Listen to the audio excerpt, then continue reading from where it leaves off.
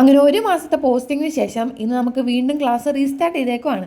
ക്ലാസ്സിന് പോകുമ്പോൾ വിചാരിക്കും പോസ്റ്റിംഗ് മതിയായിരുന്നു എന്ന്. ഇനി പോസ്റ്റിങ്ങിന് പോകുമ്പോൾ വിചാരിക്കും ക്ലാസ് മതിയായിരുന്നു എന്ന്. സത്യം പറഞ്ഞാൽ നമുക്ക് ക്ലാസ് ഒന്നും ഇല്ലായിരുന്നു. ഇന്ന് ഞങ്ങൾക്ക് MBBS സ്റ്റുഡൻസിൻ്റെ ഗ്രാജുവേഷൻ ആയിരുന്നു. ഞങ്ങളെ അതിന് വേണ്ടിയിട്ട് മാത്രമാണ് അവിടെ പിടിച്ചുകൊണ്ട് ഇരുത്തിയത്. കുറേ നേരം കഴിഞ്ഞ് ബോറടിച്ചപ്പോഴത്തേക്കും ഞങ്ങളെല്ലാം ഹോസ്റ്റലിലോട്ട് പോയി. മെയിനായിട്ട് ഹോസ്റ്റലിൽ പോകുന്നത് തന്നെ റിക്വയർമെൻറ്റ് എഴുതി കംപ്ലീറ്റ് ചെയ്യാൻ വേണ്ടിയിട്ടാണ്.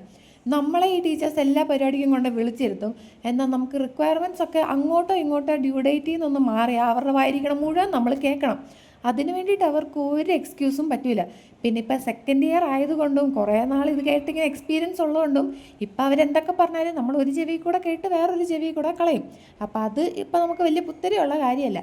പിന്നെ അത് കഴിഞ്ഞ് ഞങ്ങൾക്ക് ഡ്രഗ് ബുക്കൊക്കെ സൈൻ ചെയ്യാൻ വേണ്ടിയിട്ട് പിന്നെ ഞങ്ങളെ കോളേജിലോട്ട് വിളിപ്പിച്ച് പിന്നെ അതിനും പോയി. പിന്നെ കുറച്ച് ചാർട്ടൊക്കെ മേടിച്ചുകൊണ്ട് വന്ന് ഇനി ഈ ഒരു കേസ് ബുക്ക് എഴുതി തീർത്തിട്ട് വേണം ഇനി ഫ്ലാഷ് കാർഡും കൊണ്ടൊരു പണിയുണ്ട് അത് ചെയ്യാൻ വേണ്ടിയിട്ട്.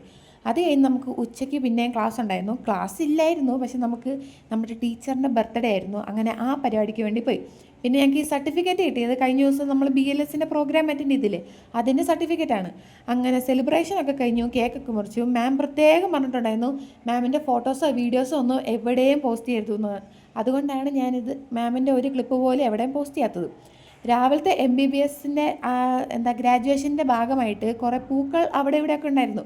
അപ്പം ഞങ്ങളിതെല്ലാം പറിച്ചുകൊണ്ട് ഹോസ്റ്റലിലോട്ട് പോകും. എന്തിന് വെറുതെ അവിടെ ഇരുന്നത് വാടി ചീഞ്ഞ് കഴിയുമ്പോഴത്തേക്കും അതുകൊണ്ട് കളയും. ഇതിപ്പോൾ ഒരു ചെറിയ ആചാരമായി ഇങ്ങനെ തുടർന്ന് വന്നുകൊണ്ടിരിക്കുക ഓരോരോ വട്ട്.